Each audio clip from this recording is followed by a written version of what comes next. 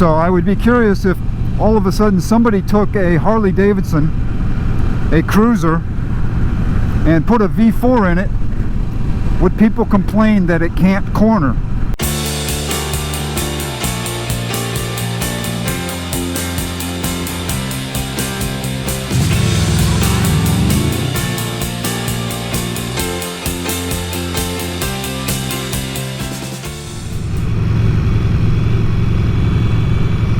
Hello everyone, out for another great riding afternoon in Central Alabama.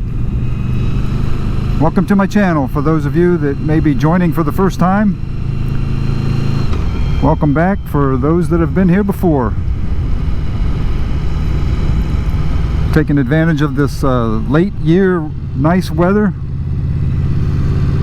mid 60s, 64 if you can see that.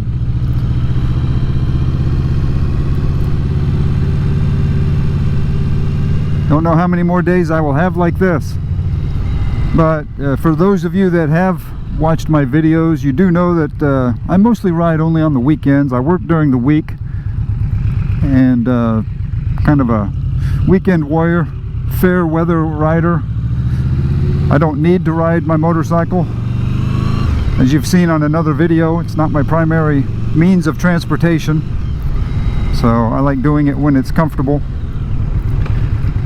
So trying to take advantage of the situation right now. Don't know how much more I have, how many more days we have like this left in the year.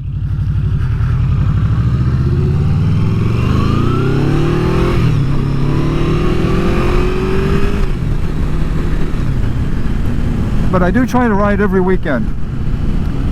That's my goal anyway. And normally it's rare if I go more than 2 weeks without riding. And if I do, I'll at least try and get out and start it up, or put the battery charger on it, just make sure it's ready to roll. The longest I think I've ever gone without riding is probably 3 weeks, when I went on vacation to Texas last winter. But that's been about it. So I will try to ride. But anyway, the topic of today's video, I want to talk about one of the things where I think the VMAX just gets a bad rap, and it's all about people who say that the VMAX can't corner. And I'm not exactly sure why they're trying to think that the VMAX is supposed to be a bike that can corner. Well, actually I think I do know why they're jumping to that conclusion, that the VMAX is supposed to be a bike that can corner, and that's part of what I want to talk about. Had to stand on the pegs for that. A couple of big bumps.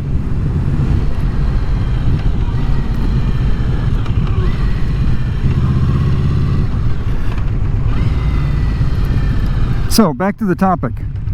A lot of people criticize the VMAX for not being able to corner.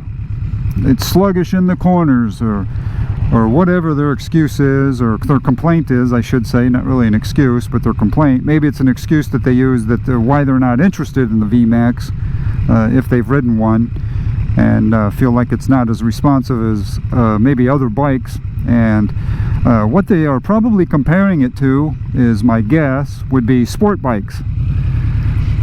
And I think the reason why they compare it to sport bikes is because anymore, you know, so many sport bikes pride themselves on how fast they can go.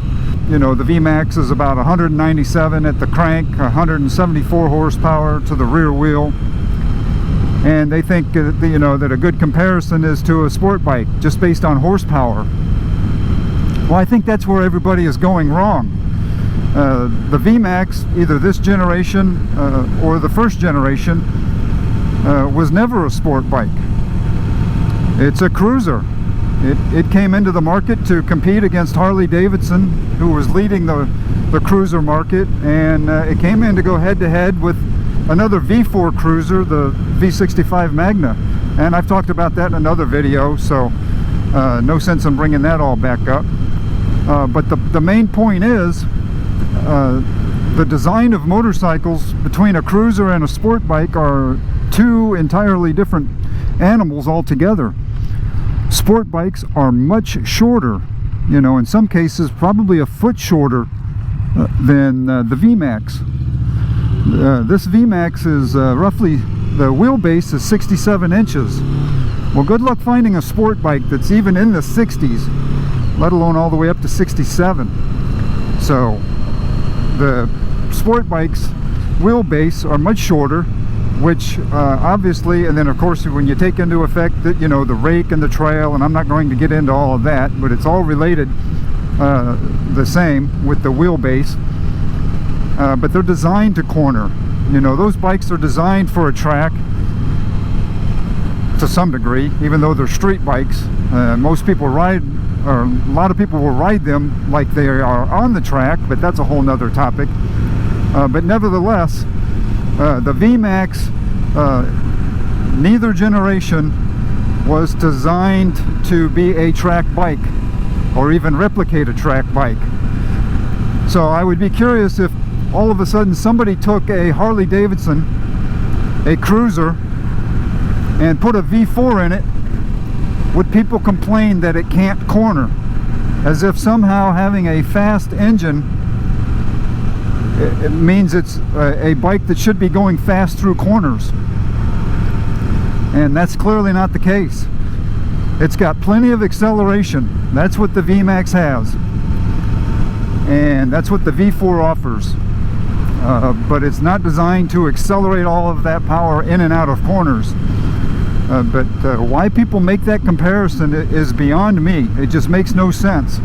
So again, I think a lot of it is they don't really know what kind of bike the VMAX is. Sorry, I got a little distracted here. I think I've got some camera issues that are needing tended to. There we go. Tighten that down a little bit. But anyway, they think fast bike means track bike, and that's not the case. You know, the one thing that with a long wheelbase, this thing will hold its line in a straight line. It'll be more stable than a short wheelbase bike.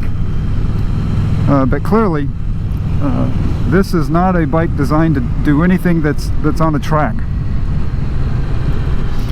or designed to do anything that sport bikes would do on a track. So yeah, if you were to take this thing to a track along with the sport bikes, yeah, I'm sure it would be no comparison with you know, two equally capable riders. I'm sure this thing would get smoked going in and out of the corners.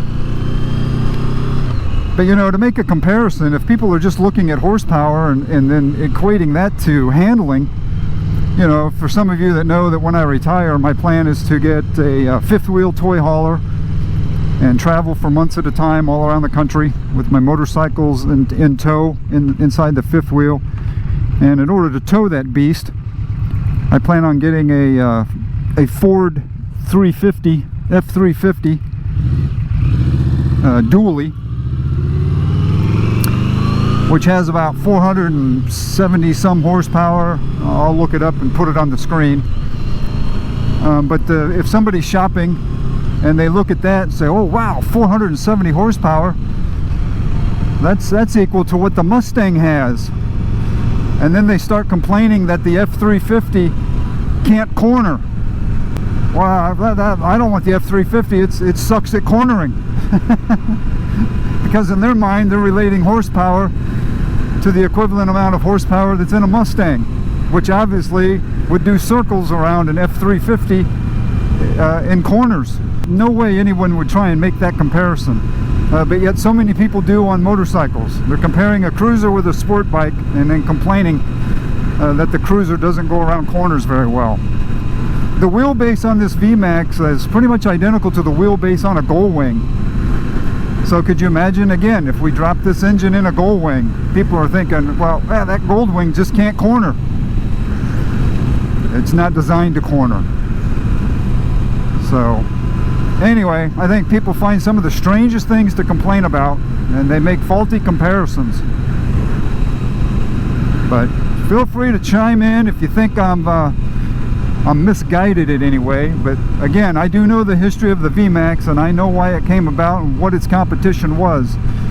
and it was not competing against the sport bikes of its day, and it's not competing against those sport bikes today either.